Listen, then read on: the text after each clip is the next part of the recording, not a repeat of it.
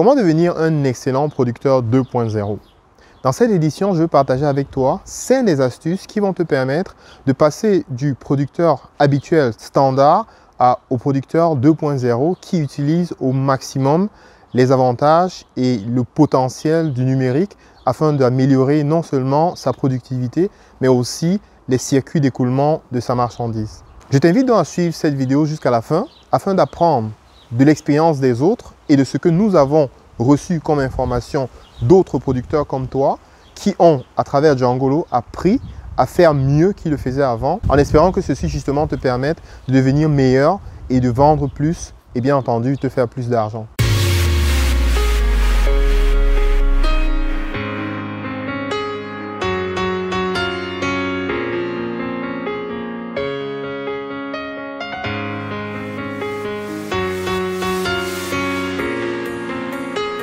Je suis Bertrand Fouffé de Djangolo.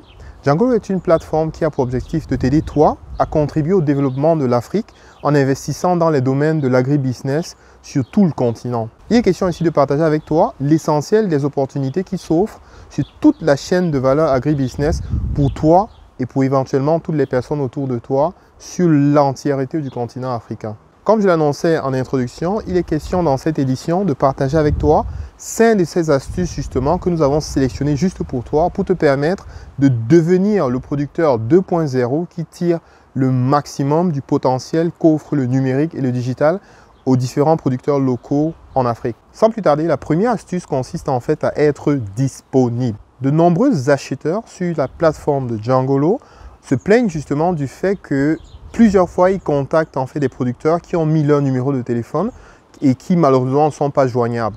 Ils ne sont pas joignables sur le coup, ils ne sont pas joignables sur toute la journée et des fois, ils ne rappellent même pas en fait quand ils voient les appels qu'ils ont manqués. La recommandation que nous vous faisons justement, c'est qu'il faut absolument, quand vous créez votre annonce sur djangolo.cn, il faut toujours prendre la peine de mettre le numéro de téléphone qui est le plus accessible. Nous sommes conscients du fait que malheureusement, souvent sur le terrain, les exploitations en fait se retrouvent dans des zones qui ne sont pas très bien couvertes. Mais c'est très important quand vous mettez votre numéro de téléphone pour être contacté pour un produit spécifique. C'est toujours très important de vous rassurer que ce numéro est disponible. Alors même s'il n'est pas disponible à l'instant où on appelle, rassurez-vous de pouvoir tout au moins dans l'heure qui suit ou dans les 2 heures qui suivent, de rappeler les personnes qui vous ont justement contacté. Ceci permet à l'acheteur de savoir effectivement que vous êtes sérieux dans votre démarche de commercialisation. Le deuxième aspect justement est d'être courtois et poli. Ça semble effectivement surprenant de devoir rappeler à un vendeur qu'il devrait être poli. Mais malheureusement, dans la pratique, c'est l'une des plaintes en fait qui revient le plus souvent. De nombreux acheteurs nous remontent en fait les informations selon lesquelles quand ils contactent des acheteurs, soit ils ne sont pas polis, soit ils ne prennent pas le temps de suivre de façon professionnelle leurs demandes. Même s'il est vrai que dans notre écosystème, on a malheureusement de nombreuses personnes qui utilisent le digital pour abuser justement des consommateurs et bien entendu pour abuser aussi des potentiels vendeurs. Même si tous les jours vous recevez des messages justement des personnes qui vous appellent pour, je sais pas, essayer de vous arnaquer, c'est toujours important, c'est très important de savoir que votre potentiel client peut se retrouver effectivement dans les appels que vous recevez. Nous vous recommandons donc de toujours prendre du temps pour écouter votre interlocuteur afin de savoir exactement ce que la personne attend. Parce qu'il y a effectivement des cas où la personne peut s'être trompée de numéro de téléphone ou bien trompée de produit. Il y a des situations où vous avez par exemple mentionné que vous vendez peut-être de la patate et 6 mois plus tard, vous ne produisez plus de patate et désormais vous n'avez plus de la patate. Ce n'est pas la peine d'être désagréable à l'acheteur. Vous pouvez tout simplement rappeler à cet acheteur à ce moment que cette culture n'est plus disponible. Parce que justement, la relation que vous créez avec cet acheteur est une relation qui peut être sur le long terme à votre avantage ou à celui d'un de vos proches. La troisième astuce pour vous en tant que producteur est de vous rassurer que le prix que vous fixez pour votre produit est un prix qui d'une certaine façon se rapproche des prix pratiqués sur le marché. Si par exemple le prix du kilo de viande ou le kilo de poulet est à 1500 francs et que vous commercialisez le même kilo de poulet à 5000 francs, c'est évident que votre annonce semble pas claire. Donc c'est très important pour vous justement de toujours vous rassurer que les prix que vous, avant de publier votre annonce et de mettre un certain prix, en fonction de votre localisation, c'est toujours très important de prendre le temps de questionner autour de vous. À ce sujet, vous pouvez trouver justement sur le site de Djangolo, dans la rubrique des prix du marché, vous trouvez les prix des denrées alimentaires, de l'essentiel des denrées alimentaires, agricoles tout au moins, qui peuvent justement vous permettre d'avoir une estimation des prix des produits en fonction des différents marchés. Donc prenez toujours le temps de vous rassurer que le prix que vous fixez sur votre annonce en fait est un prix qui est d'une certaine façon proche des prix de la réalité en fait du marché. La quatrième astuce ici, quand vous êtes producteur et que vous voulez vendre en ligne et utiliser le numérique pour écouler votre production, c'est de pouvoir déterminer en fait des prix sur la base d'unités standards. Par exemple, si vous vendez du poulet, rassurez-vous que vous avez la possibilité de définir le prix du poulet en fait en fonction du kilo. Parce que si vous déterminez donc le prix en fonction du kilo, il est plus facile à un commerçant qui est en Ngaoundéré de pouvoir passer une commande pour vous qui êtes à Bafang par exemple, en sachant clairement que le kilo de viande de poulet vaut exactement un prix. Parce que si vous parlez du kilo, c'est clair pour tout le monde que le kilo vaut 1 kilo. Par contre, si vous dites un poulet de 45 jours, de 30 jours, de 25 jours, on ne sait pas exactement à quoi est-ce qu'on s'attend.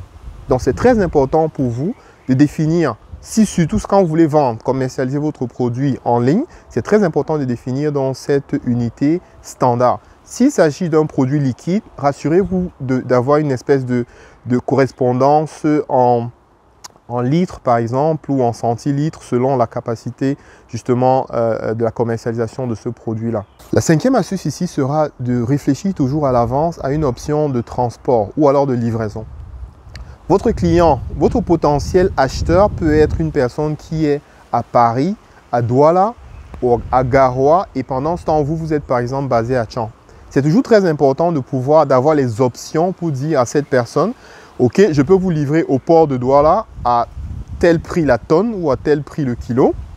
Et je peux vous livrer, je peux vous envoyer par exemple par une agence de voyage ou alors je peux vous envoyer par tout autre moyen. Okay? Donc c'est très important pour vous en tant que producteur, si vous voulez vendre votre production à distance, en ligne, de toujours prévoir, de toujours avoir une estimation des coûts.